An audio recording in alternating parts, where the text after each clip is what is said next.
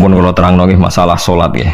Terus kula tak terangno dari awal redaksi ini Nabi, terus kula terangno hukum fikih. Badhe niku nembe kula terangno ilmu filosofi ini salat. Ngendikane Kanjeng Nabi Muhammad sallallahu alaihi wasallam niku teng hadis sahih mutawatir niku as-sholatu khairun maudhu'un fa aktsir aw aqillah. Kula balen balik. As-sholatu khairun maudhu'un fa aktsir aw aqillah. Jadi salat itu kebaikan yang sudah bawaannya dulu. Jadi sudah bawaannya salat itu kebaikan. Maudhu itu sesuatu sing asli. Pokoknya salat itu mesti apike. Sebab niku ngendikane Nabi cek kowe ngekeh-ngekehno jumlahe salat, cek jumlahe napa sih?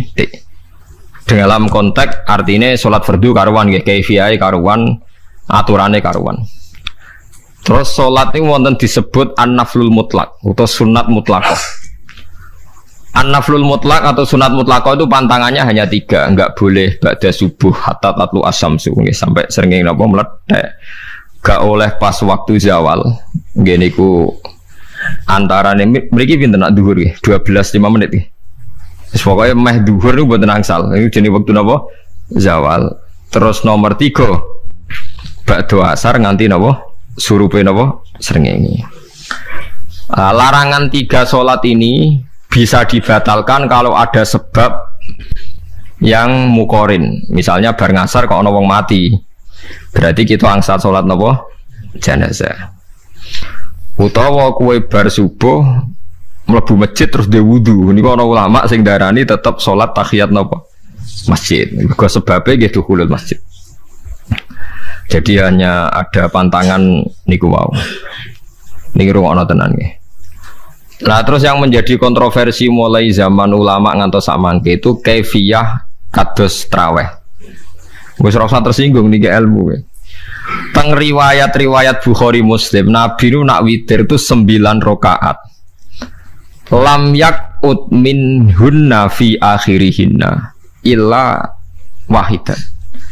Di Nabi nate salat witir itu 9 rakaat enggak duduk sama sekali, mau terakhir duduk pas ke-9 terus salam. Nah, sebagian riwayat Nabi memotong sholat itu sholatul laili masna berarti 2 8 terus 1 witir. Ini rungono tenan. Sehingga ketika ada sholat traweh yang 4 rakaat tanpa tasyahud, sebetulnya secara fikih pasti kita sepakat sah. Karena kalau 4 rakaat tanpa tasyahud pertama, kenapa kita katakan sah? Karena Nabi malah pinten songo luwih seru to.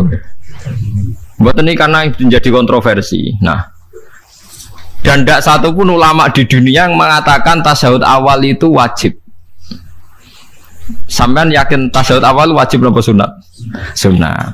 Artinya khasnya hukum sunat itu gimana? Kalau ditinggalkan tidak batal. Berarti misalnya ono tarawih 4 rakaat berturut-turut, berarti tidak ada masalah karena yang ditinggal artinya tasyahud awal yang kita yakin itu hanya sunat. Tapi dasar ra cocok itu didadekno masalah kan. Dalile apa ya? Dalile ra cocok. Lah sing darani masalah padahal darani tasyahud awal iku sunat. Kowe salat zuhur tasyahud awal sunat atau wajib? Sunat. Nak sunat tuh khas ya, ditinggal batal lho ora. Mboten. Tapi nak sing ra cocok ya batal. Hukum ora cocok ra cocok. Mboten iki kula terangno. Nah, traweh itu yang kontroversi ini teng kitab Majmu' karangan Imam Nawawi. Ya akal-akalane tiang-tiang niku. Kula nganti sakniki kan mboten nate ngimami, tapi nggih tak kandhani imam. Supaya ke niat ngakali pangeran, tapi pangeran bakali ya ora kena. Ngeten, ini dawuh Imam Syafi'i. Traweh itu kalau terakhir kan pinten? 3 rakaat ya. Kan 2 rakaat dulu. Lalu pas 2 rakaat itu pas witir, yang witir kok traweh. Yang terakhir witir 3 rakaat itu 2 rakaat sampai niate witir nopo-nopo. Witir. Setelah 2 rakaat sampean salam ndak? Salam. Itu menjadi sholat teraneh di dunia. Karena kue muni witir tapi jumlahnya 2. Nah, itu sholat teraneh napa di dunia. Terus sampean muni ngene, mboten Gus maksud kula niku Telu tapi lurus sih. Berarti kayak kudu nerangno pangeran, kudu kamu pangeran kayak penjelasan. Gusti ini dua sementara loh, nanti ada. Karena jika Tuhan tidak kamu kasih penjelasan, akan aneh kan disebut witir, tapi rokaatnya dua. Maka kamu harus niatnya Gusti ini cicilan witir. Nah, sehingga jangan kira engkau dua, tapi ini nanti tiga. Nah, itu makanya setiap bilalnya atau matinya kan solu sunnatan rokataini minal witri. Jadi diumumkan sholatlah 2 rakaat, tapi yang satu paket dengan cicilan witir. Lah itu lucu kan? Karena Anda sekali bilang itu witir, berarti Anda bohong kan? Nyatanya 2 rakaat. Tapi kritiknya Imam Syafi'i ini kan lucu. Imam Syafi'i yang imam kita tuh mengkritik itu sholat aneh kalau begitu. Sholat tuh kalau sudah salam itu dianggap sholat mustaqillah, sholat yang mandiri. Nggak bisa sholat kok bertakluk dengan sholat setelahnya. Sholat itu kalau sudah dimulai takbir diakhiri salam ya selesai dan menjadi sholat yang mandiri. Nggak bisa sholat yang mandiri nih. Engkau nasibku ngenteni yang satu itu iso sholat nabi selesai yo. Selesai. Sebab itu seharusnya witir agak resiko ya 2 rakaat langsung tasyahud awal, engkau terus tambah 1 rakaat. Kasus mirip maghrib lah, mirip apa? Maghrib. Tapi itu kan masalahnya tidak populer juga. Nah itu. Akhirnya diakali wa shollu sunatan minal witri nggih. Tembriki ono minal witri kan? Itu kalau diterjemahkan salatlah kalian paket witir tapi ganjil paket witir tapi gendep sih, tapi ini sementara Gusti, tapi kan kita masih bingung. Itu cara pangeran dia bingung tenan ngadepi. Nah, makanya itu nak cara kula ya ora usah dijerok-jerokno, pokoke ngono iku. Ya, dadi barang keliru kadang ya muga-muga sepuro pangeran wis ora usah ngono iku. Dadi nak salat kayak nak cara Sayyidina Utsman itu memang beliau bilang 2 rakaat itu berdiri sendiri. Karena sholat itu setiap 2 rakaat selesai. Setelah salam itu selesai. Nanti yang witir ya 1 itu.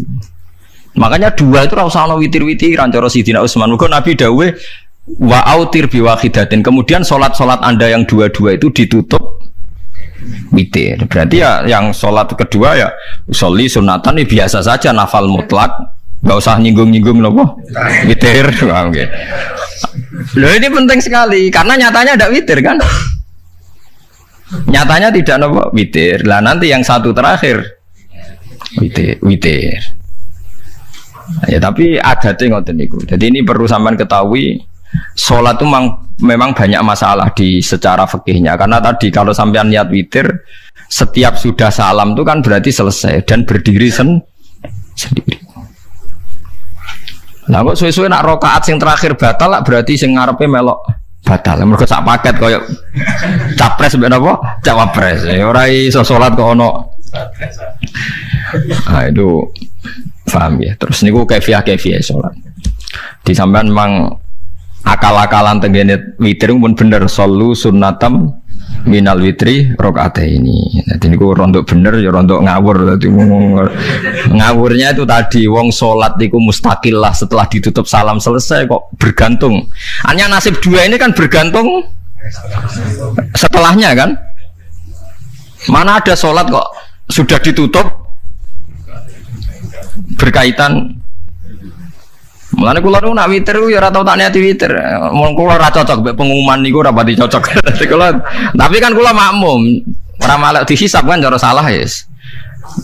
Usolli sunatan anut imam teng ati kula mpun sesuai. Nah, ame salah ya malah salah, nak bener ki melok napa? Bener, tepak-tepakan wonten mawon. Jadi kalau ini wong alim fikih tapi paling tersiksa kok kalah mbek adat, kalah mbek napa? Adat. Nabi nentang adat ora apik. Jare Nabi kono umume wong ya melok umume wong. Nek wong bento ya melok napa? Bento. Nah, itu intinya Imam Syafi'i harusnya punya rasa malu orang yang mengatur sholat sedemikian rupa. Sebenarnya sholat itu niatem salah lah, keliru lah. Wong sholat itu wis apik, ora usah detail-detail napa niat. Lalu dari Imam Syafi'i kowe mlebu masjid niat duha ya untuk tahiyat masjid, niat tahiyat masjid nak nek wektu duha ya untuk duha. Karena wis barang apik, piye-piye tetep apik.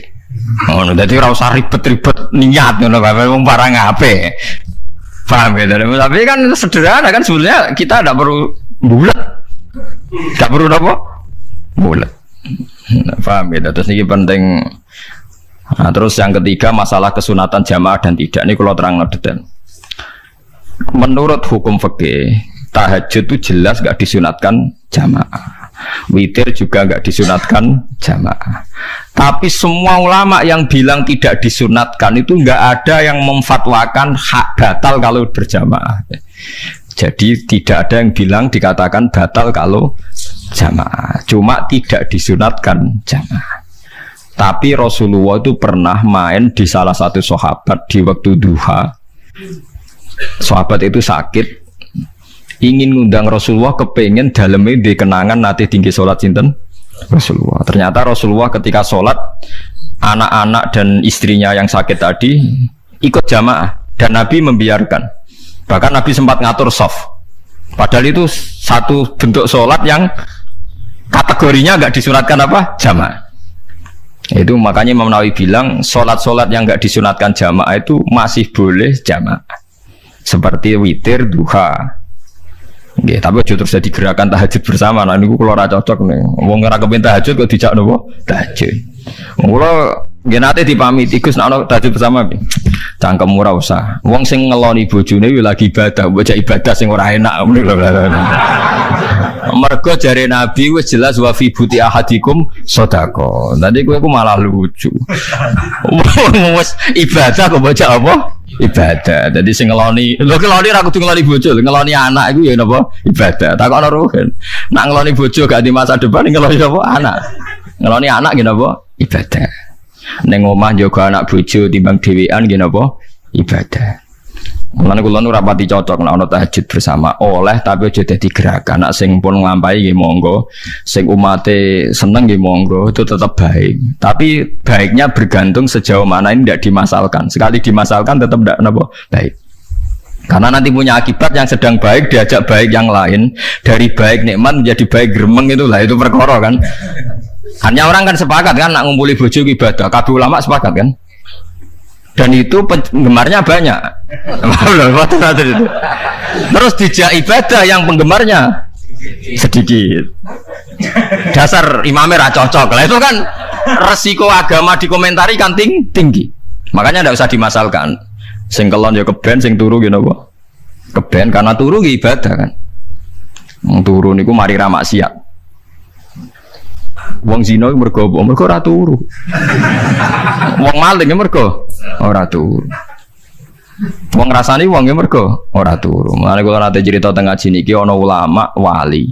Saking seneng ibadah nganti janggal. Ana gak wali sing makome kaya aku.